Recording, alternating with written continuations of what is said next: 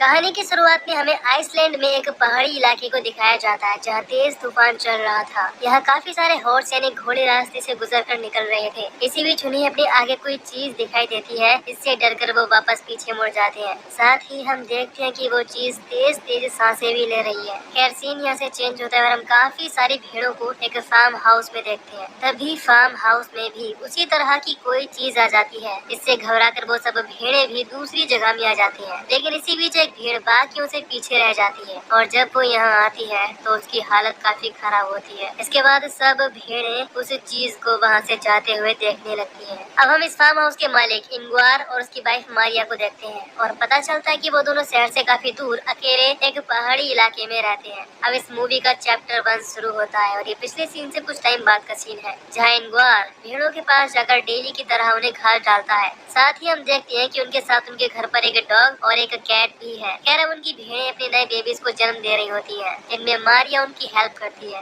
रात में डिनर के वक्त इंगवार न्यूज़पेपर में देखता है कि अब टाइम ट्रेवल पॉसिबल है और इसकी अभी केवल थ्योरी लिखी गई है। इसे सुनकर दोनों बोलते हैं कि आगे ये पॉसिबल है। इसी बीच दोनों की बातचीत से हम समझ पाते हैं कि दोनों काफी शांत रहते हैं और इनमें कुछ दूरियां भी हैं, यानी वो एक दूसरे के साथ खुशी खुशी नहीं रहते। खैर अगले दिन वो दोनों फार्म हाउस में जाकर नए लैम्प्स की मार्किंग करने लगते हैं, जिसमें वो बताती है कि इस साल नए बेबीज ज्यादा बड़े हैं। दोनों बातें कर ही रहे होते हैं, तभी अंदर एक और भेड़ अपने लैम्प को जन्म देने वाली थी। मारिया जल्दी से उसके पास जाती है। जब वो दोनों उस नए फीमेल लैम्प को देखते हैं तो काफी हैरान होते हैं, क्योंकि उस लैम्प के सर के अलावा बाकी सब इंसानों जैसा था, यानी कि एक हाइब्रिड लैम्प, इंसान और भेड़ का कॉम्बिनेशन। खैर वो दोनों डिसाइड करते हैं कि अब से वो उसे अपने बेटे की तरह पालेंगे। इसके बाद मारिया उसे उसकी माँ से अलग करके अपने साथ घर ले आती है और उसका अपनी सगी बेटी की तरह ध्यान रखने लगती है। मारिया उसे पाकर काफी खुश रहने लगी थी। इसके बाद वो उस लैम्प का नाम एडा रखते हैं और हमें पता चलता है कि एडा उनकी बेटी थी, जो कि बॉर्न होते ही टाइम मर गई थी और इसी वजह से उन दोनों में दूरियां रहने लगी थी। लेकिन अब नई एडा यानी उस लैम्प के आ जाने से सब ठीक हो गया। मारिया और इंगवार को उसकी असली माँ से कोई फर्क नहीं पड़ता कि कैसे, जब असली माँ से उसका बच्चा छीना जाता है तो उसे कितना दर्द होता है। दूसरी तरफ हम फार्म हाउस में उसी भेड़ को देखते हैं, जो कि अपने बच्चे को खोकर काफी दुखी थी और उसे आवाज लगा रही थी। अगले दिन मारी जब उसके पास जाती है तो वो भेड़ उसकी तरफ मेमियाने लगती है। देखने से लग रहा था कि जैसे वो अपने बच्चे को वापस लाने कह रही हो। ये देखने के बाद मारिया समझ जाती है कि वो क्या मांग रही है, लेकिन उसको कोई फर्क नहीं पड़ता और वो वहाँ से चली जाती है। शाम के वक्त मारिया एडा को अपने गले लगाकर घूमने लगती है। साथ ही इंगवार ये देखकर उसे कुछ नहीं कहता, लेकिन वो कहीं न कहीं जानता था कि ये सब गलत है, पर फिर भी वो मारिया की हाँ में हाँ कर देता है। अगले दिन इंगवार फार्म हाउस में जाकर देखता है कि उस भेड़ ने अपनी रस्सी तोड़ ली है और वो वहाँ से गायब है। इधर मारिया घर के बाहर देखती है कि वो भेड़ विंडो के पास आकर अपने बच्चे को आवाज लगा रही है। तभी यहाँ इंगवार भी आ जाता है और दोनों मिलकर उसे यहाँ से फार्म हाउस की तरफ भगा देते हैं। लेकिन फिर भी वो भेड़ वापस घर के पास आकर चिल्लाने लगती है। दोनों उसकी आवाज से परेशान होकर विंडो के शीशे ही बंद कर लेते हैं और बिल्कुल उसे अनदेखा कर देते हैं। अगले दिन मारिया ट्रैक्टर से अपने खेतों की तरफ निकल जाती है और इंगवार अपने फार्म हाउस में काम करने आ जाता है। लेकिन इसी बीच वो घर का गेट बंद करना भूल गया था। जब वो दोनों घर पर आते हैं तो उन्हें एडा कहीं नहीं मिलती, इसे लेकर दोनों काफी घबरा जाते हैं। इसके बाद दोनों उसे घर के आसपास भी चेक करते हैं, लेकिन वो कहीं नहीं दिखाई देती। आगे वो पहाड़ों की तरफ जाकर देखने लगते हैं। काफी आगे उन्हें एडा मिल जाती है अपनी असली माँ के साथ, यानी उसकी माँ ही उसे लेकर यहाँ से जा रही थी।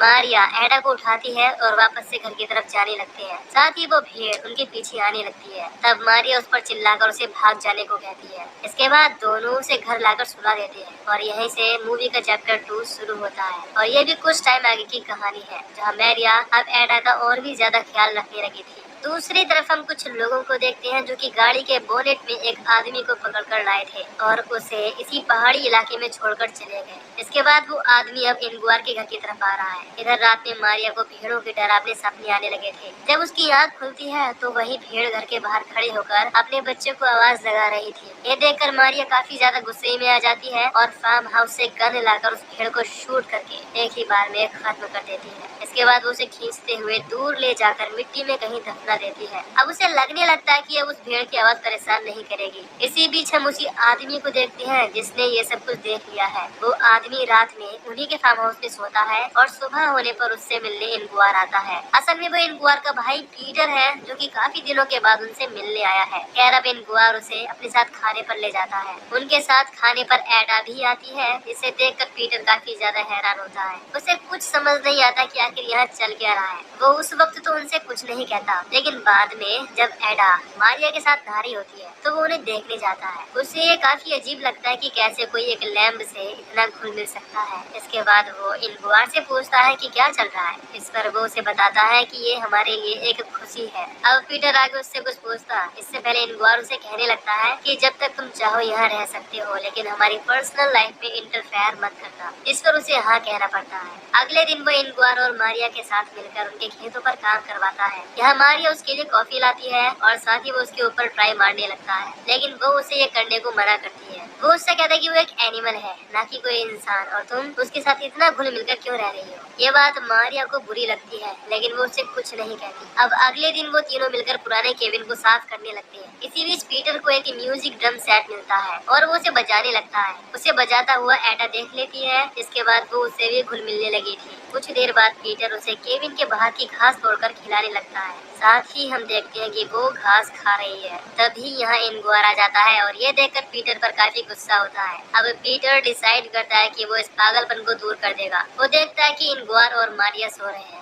वो एडा को अपने साथ बाहर घुमाने ले जाता है और साथ ही वो फार्म हाउस से गन भी ले लेता है। वो घर से काफी दूर आकर उस पर गन पॉइंट कर देता है। इधर जब मारिया उठती है तो उसे एडा वहाँ नहीं दिखती। इसके बाद उसे घर में ढूंढने लगती है। उसे एक जगह पर एडा पीटर की गोद में सोती हुई मिल जाती है, यानी पीटर उसे नहीं मार पाया और उसने उसे आखिरकार एक्सेप्ट कर ही लिया। अब यहाँ से मूवी का चैप्टर 3 स्टार्ट होता है। मारिया एक जगह पर जाती है जहाँ 3 कब्र थी और उनमें से एक कब्र उसकी असली बेटी एडा की थी, जो कि बॉर्न होते टाइम ही मर गई थी। यहाँ 2 कब्र और होती है और हो सकता है कि ये कब्र भी उसके 2 बाकी मरे हुए बच्चों की हो। इस वजह से इनगुआर और उसके बीच दूरियां बढ़ी थी। अगले दिन पीटर एडा को अपने साथ ट्रैक्टर में बिठाकर फिशिंग के लिए ले जाता है और घर में मारिया और इनगुआर अकेले होते हैं और एक दूसरे के साथ रोमांटिक होने लगते हैं। इधर पीटर एडा के साथ मिलकर एक लेक में फिशिंग करने लगता है। कुछ टाइम बाद जब वो वापस घर जा रहे होते हैं तो उनका ट्रैक्टर रास्ते में ही बंद हो जाता है। इसके बाद पीटर उसे वहीं छोड़कर एडा के साथ घर आ जाता है। घर पर वो इनगुआर से ट्रैक्टर के बारे में बताता है कि वो खराब हो गया है। इसके बाद वो तीनों मिलकर ड्रिंक करते हुए मैच देखने लगते हैं और बाद में साथ मिलकर डांस भी करते हैं। एडा इन सबसे परेशान होकर घर के बाहर आ जाती है। वहाँ वो देखती है कि उनका डॉग किसी चीज को घूर कर देख रहा है और जब एडा भी उस चीज को देखती है तो वो काफी डर जाती है। जब वो डॉग उस चीज की तरफ जाता है तो वो चीज उसे बेरहमी से मार देती है। अब एडा जल्दी से उससे बचकर फार्म हाउस में आ जाती है और अपना चेहरा शीशे में देखने लगती है। इसी बीच हम देखती है कि उनकी गन फार्म हाउस से गायब होती है। इसके बाद एडा जल्दी से भागकर घर में आती है, जहाँ इनगुआर को ज्यादा ड्रिंक के नशे में नींद आ रही थी। बाद में वो उसी के साथ बेड पर लेट जाती है। साथ ही हम देखते हैं कि एडा उस चीज से अभी भी डर रही थी। दूसरी तरफ मारिया और पीटर किचन में जब एक साथ होते हैं तो यहाँ पीटर उसे एडा की असली मॉम के बारे में बोलकर ब्लैकमेल करने लगता है और पूछता है कि क्या तुमने एडा को बताया कि क्या तुमने उसकी मॉम को मार दिया। ये बात सुनकर मारिया उसकी बात मान लेती है और उसे किस करती है और चालाकी से एक कमरे में बंद कर देती है। वो नहीं चाहती थी कि एडा को ये सब बातें पता चले। इसी बीच हम देखते हैं कि उनके घर की कैट उनके घर से दूर रहने लगी है उस चीज के डर की वजह से। अगले दिन सुबह में मारिया पीटर को उठाती है और उसे बाद में स्टैंड पर छोड़ने चली जाती है। वहाँ वो उसे बताती है कि एडा उनके लिए एक गिफ्ट है और इससे वो अपनी नई शुरुआत कर सकते हैं। इधर हम देखते हैं कि एडा इनगुआर को ब्रेकफास्ट देती है और बाद में इनगुआर उसे अपने साथ लेकर ट्रैक्टर की तरफ जाने लगता है, जो कि रास्ते में खराब पड़ा था। दूसरी तरफ मारिया पीटर को बस में बिठाकर घर की तरफ आने लगती है। इधर इनगुआर उसे रास्ते के बारे में बताने लगता है कि घर की तरफ वापस आने का रास्ता क्या है। अब वो ट्रैक्टर के पास आकर उसे स्टार्ट करने की काफी कोशिश करता है, लेकिन वो स्टार्ट नहीं होता। इसके बाद इनगुआर एडा को लेक की तरफ ले जाने लगता है। इधर मारिया घर पहुँचती है, लेकिन उसे वहाँ उन दोनों में से कोई दिखाई नहीं देता। अब जैसे ही वो घर के बाहर चेक करने आती है तो उसे गन के फायर की आवाज आती है। वो जल्दी से उस तरफ जाने लगती है। इधर हम देखते हैं कि इनगुआर पर किसी ने उसे की गन से शूट कर दिया था और हम देखते हैं कि फायर एक अजीब से दिखने वाले इंसान ने की है, जिसका सर भेड़ जैसा है और बाकी बॉडी इंसान की तरह, यानी देखने में एडा की तरह। इसके बाद वो हाइब्रिड इंसान एडा को पकड़कर अपने साथ ले जाने लगता है। अब एडा इंगवार से दूर जाती हुई दुखी भी होती है, लेकिन वो उसे अपने साथ लेकर चला जाता है। जब तक वहाँ मारिया पहुँचती है, इंगवार की मौत हो चुकी थी और वो एडा को लेकर चला गया था। इंगवार की मौत से वो काफी ज्यादा दुखी होती है और इंगवार से एडा के बारे में पूछने लगती है कि वो कहाँ है, लेकिन वो उसे कुछ नहीं बता पाता। इसके बाद मारिया खड़ी होकर एडा को सब तरफ देखने लगती है, लेकिन वो उसे कहीं नहीं दिखती।